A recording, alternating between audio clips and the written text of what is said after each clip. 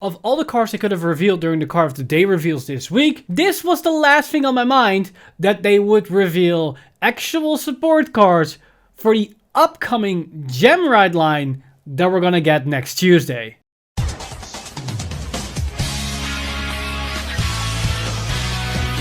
Stand up! Vanguard!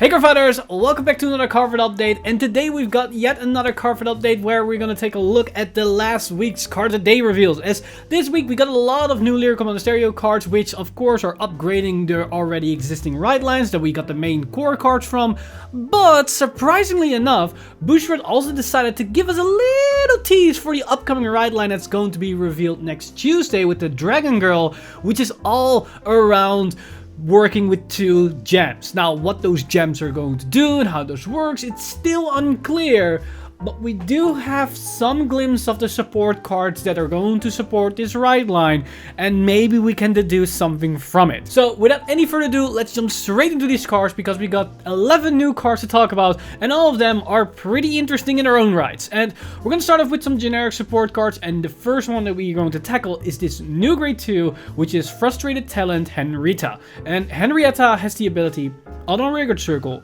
When this unit is boosted, cost Soul Blast 1 until the end of the battle, increase this unit's power by the shield of the unit boosting. So this is basically a Soul Blast for an X amount of power increase. Now, depending on what type of unit it's boosting, it can be a sizable increase. Most grade ones are just 5k shield, so they are going to have an additional 5k power on top of this attack.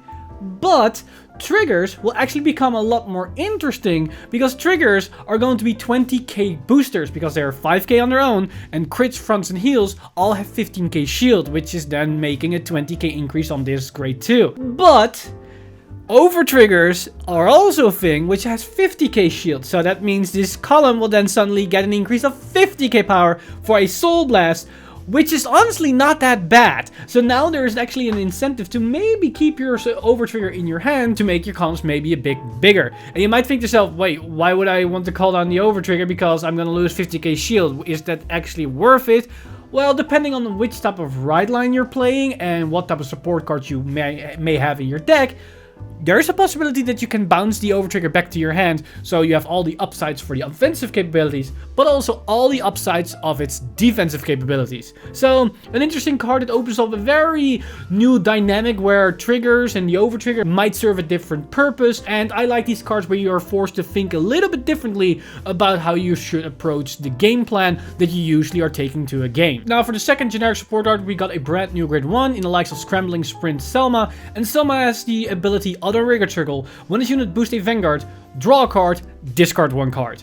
It's basically a cycle effect. It's the best type of cycle effect, where it's first draw, then discard, which means you have full control and can make better choices and judgment of what you should discard. And it's also completely free, which is very good.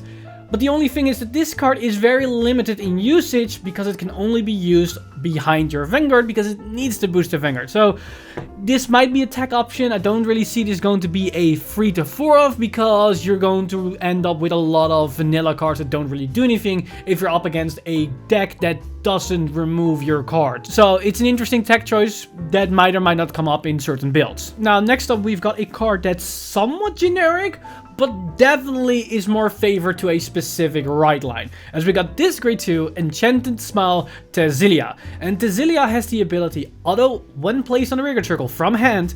If you have 3 or more other rear guards, so that means you need to have 4 rear guards the moment she hits the field, cost counter plus 1, draw 1 card. So it's counter plus 1 to draw a card with somewhat mildly annoying restriction, but overall it's not that bad of a value.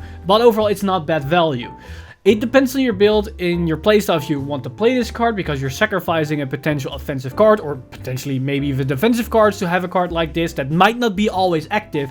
And she's a 9k base on top of it, which might harm you a bit in creating the correct magic numbers. But that said, she might be very useful for the starter deck or the trial deck ride line, because they can bounce the cards, meaning you can use her ability multiple times with 1 copy of this card, which can definitely be great. And as seen as that ride line is all about wacky base powers, she fits right in with the 9k base power on this grade 2. Now that said, we also got more specific support, and we got a couple of Black Wings, White Wings support cards, and one of those cards is this new grade 2 Black Wing support in the likes of heavily recital MOL. And MOL has the ability Black Wings, auto rearguard circle. At the end of the battle, it was boosted. Choose one of your rear guards or a card in your soul and return it to your hand. If you return from soul, put this unit into your soul. So this card does one of two things. Either it allows you to bounce back your card, so you give the bounce mechanic to the Black Wings White Wing deck, which is actually pretty nice, or it can turn your soul into a toolbox, just like what Baron Magnus can do with the grade 3 normal order. Either of these skills are actually pretty damn good, because it opens up a lot of flexible options and can definitely increase the consistency of your build overall. And the nice thing about this effect is that if you grab them from soul, she puts herself into the soul, so you don't lose out on the amount of soul you have. Either one of these two outcomes are going to be good, so if you're going to focus more on Black Wings, this is going to be a very nice card. But maybe you don't have to focus on Black Wings to make this card work. But more on that later. Because first, we've got a brand new Blitz order, a grade 0 Blitz order for Black Wings, White Wings, as we got Overcoming It face to face. And face to face has the effect, play this if your Vanguard is Archangel of Twin Wings Celestial, choose one of your attacked units, and the chosen unit gets power plus 5k until the end of battle for each of your rear guards with odd grades. Until the end of turn, when your unit with even grade would be retired from the rearguard circle or guardian circle, you may put that card into your soul instead of the drop. So what's great about this Blitz order card is that it actually does two different things, and it can either do something for the Black Wings or can either do something for the White Wings, which is actually really nice because that means it's very flexible. Now what it can do if you're gonna focus on White Wings is basically turn this card into a higher shield value. If you have a board full of grade 3s and grade 1s, this is going to be a 25k shield. Or if you have a back roll with grade 1s, it's a 15k shield. So it's very flexible, the amount of shield you can generate in this card, and seeing it doesn't have any cost, it's basically as if the shield is printed on this card, which is nice.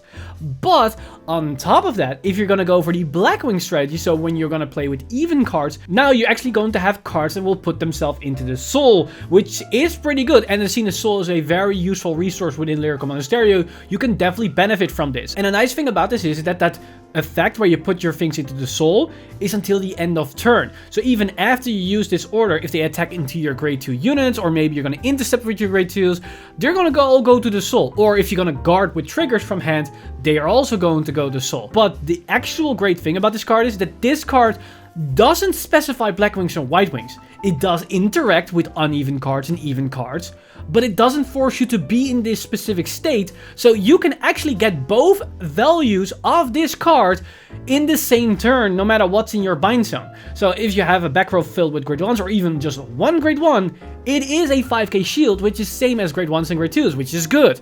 But then on top of it, it allows you to put all your triggers and all the grade 2s that you're running into the soul if you're gonna guard with them for the rest of the turn, which is great, as that allows you to fill up your resources. So this, honestly, looks to me as probably a somewhat of a staple card within the Black Wings, White Wings decks. Now, is it going to be a 4-off, 3-off, 2-off, 1-off? That I'm not so sure of, but I definitely can see that at least one copy is going to be included in almost every list, or at least a big portion of the list, because you don't lose on the shield value, while also being able to generate soul. And if your builds are going to rely on soul, this is a great way to generate it. But also what's going to be an amazing card for Black Wings, White Wings, or for the Celestial deck, is this new supporting grade 3, Downpouring Singer Elkiel. Because Elkiel has a very unique set of abilities, as her first effect is Autumn Rearguard Circle. When your Vanguard is placed, cast, bind this unit, and draw a card. So this is the first time that we're going to see where we're going to actually bind two cards into the bind zone, because we're always going to bind one card with the right line. Now we're going to put another card into the bind zone with her own effect, which can screw up with our Black Wings, White Wings, because if we then put a even card in the bind zone, we're shut off of our skills because she's a grade 3, which is an uneven number. But luckily, because she binds herself, we do draw into a new card, so it's effectively a cycle. And as seen as it isn't restricted to anything, you could potentially play this in any Lyrical Monasterio deck as just a cycle card, which did allow you to attack with it the turn prior.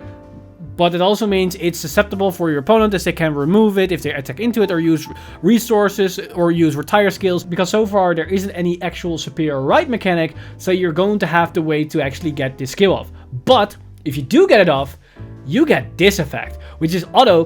When this card is bound, both white wings and black wings of your cards are active until the end of your opponent's next turn. This card allows you to get full power of your entire deck. So now you don't actually have to play either black wings or mainly white wings. Now you can play a mix, and this card allows you to facilitate that, where the RNG is now suddenly removed from the deck as you can now get all the skills.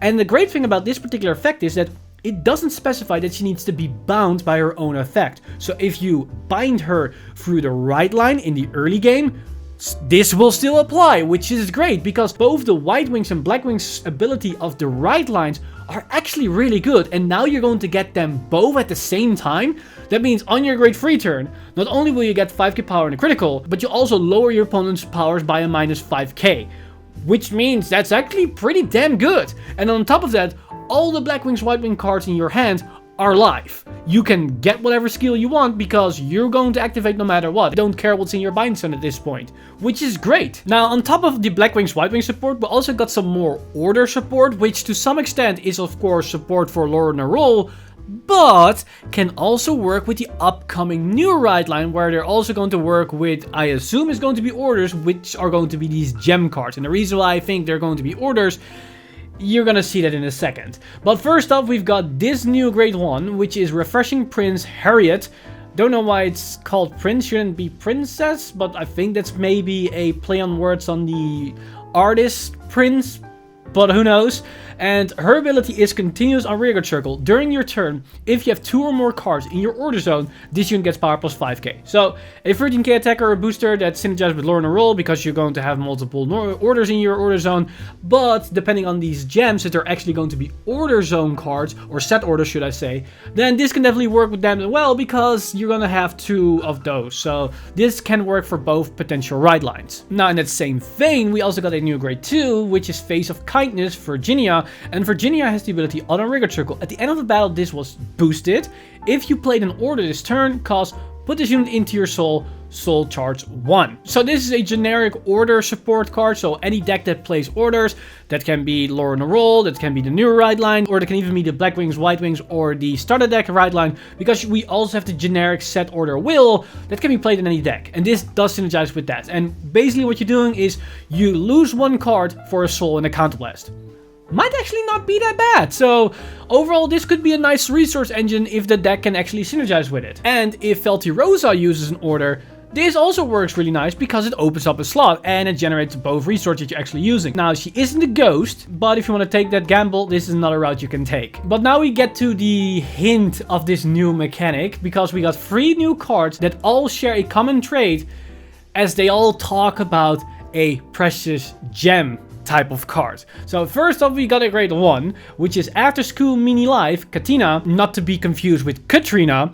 And Katina has the ability Auto, when placed on rearguard circle, cost Soul Blast 1, discard 1, choose a precious gem card from your drop zone and return it to your hand. So this allows us to get these precious gems that we're going to need for the right line, and I assume we're going to need 2 because they have been talking about that this right line is going to work with 2 gemstones, or maybe multiple gemstones, but for some reason the number 2 is ingrained in my head, so I'm gonna go with that. If it's something different, we will learn on Tuesday. But this can help us increase the consistency. Now, how important, how impactful those gem cards are going to be will determine how good this card actually is. Because just on the surface, you're not generating any value, and you need to also pay a Soul Blast to get that reoccursion. If those gems are really good, then this can be a really nice card to have to just increase the consistency overall. Now, the thing is, however, I don't know if these precious gems are going to be normal orders or set orders. If they're set orders, they're going to work with the 2 cards that we just talked about, but my suspicion is that these precious gems are just normal orders, or maybe a different type of order that interacts the same way as normal orders, because there are a couple of signs that push us in that direction. First off, this card talks about getting them from the drop zone back into our hand, which means there needs to be a reason that they're going to be in the drop zone in the first place. Set orders don't really end up in the drop zone, so that already write that option off the table. But let's, for argument's sake, say that maybe set orders can also go to drops and they just want to make sure that you can get them back because you can discard with the right line. That's fine. But if we take a look at the other cards, it will tell this story more that they're probably just normal orders. Because if we go up to the grade 2, we see Mystical Voice Renata. And Renata has the ability, although when displaced on the rearguard circle, choose up to 2 Precious Gems cards with the same name from your drop zone, put one of them on the bottom of your deck and the other in your soul.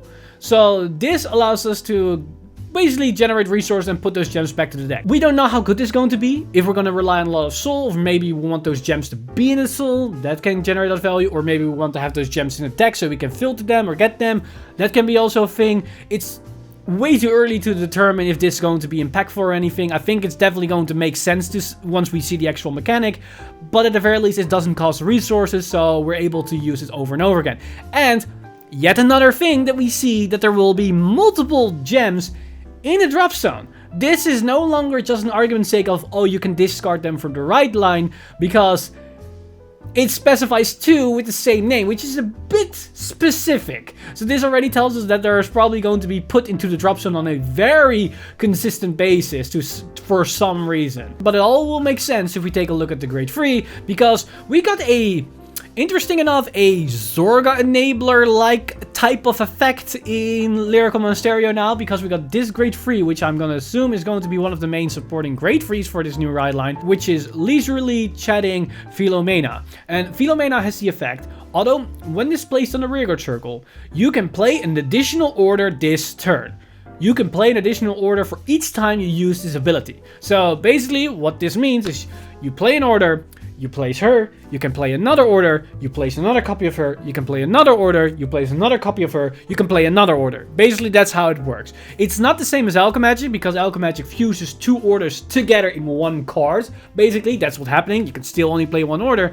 This case, she changes the rules and you can actually play another order for every time you call her to the field. And this is the reason why I think these precious gems are just normal orders, because this card is probably the reason why you can use those gems multiple at a time, and that will then put them into the drop zone that can then fuel the grade 1 and the grade 2 that we just talked about. But what that all mean, and how good these gems are, and the reason why you want to play them, and how we're going to get them on a consistent basis, and what type of impact it will have with the right line, no clue.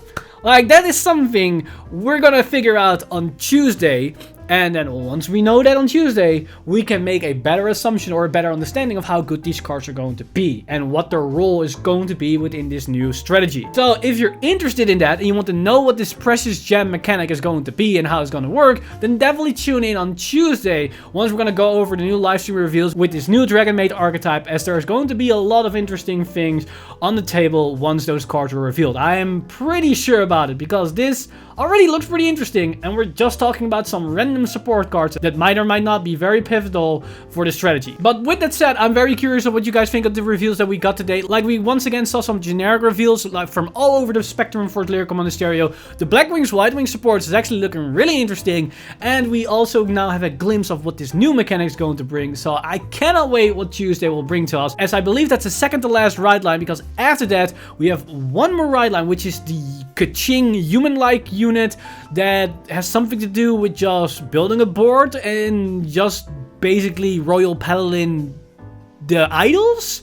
But that's all something we will learn in the future. But with that said, I want to give a huge shout out to my Patreon supporters over at patreon.com/FigureInsider. You guys are amazing. If you want to support the channel or everything that's happening on the channel, you can simply go to patreon.com/FigureInsider and become a Patreon today. But with that said, I've been Mr. Time Leap, and I see you guys in the next one!